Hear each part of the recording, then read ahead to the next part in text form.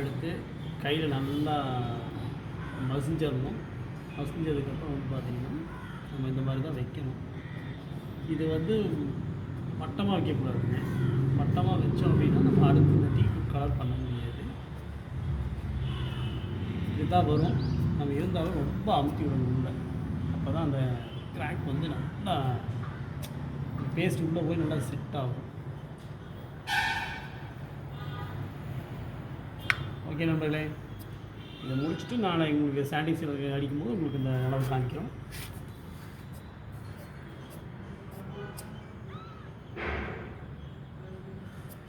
எங்கள் ஒர்க்கு பிடிச்சிருந்தா கருத்து சொல்லுங்கள், ஷேர் பண்ணுங்கள்.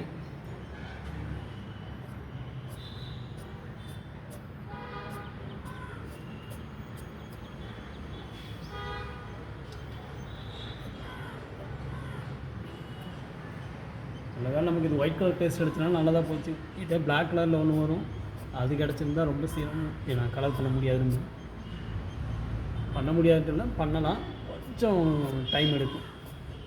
சரி, உங்களுக்கு இதை முடிச்சுட்டு அடுத்த வீடியோ நெக்ஸ்ட் வீடியோ உங்களுக்கு நாளைக்கு போடுறோம். ஓகே, பாய் நண்பர்களே.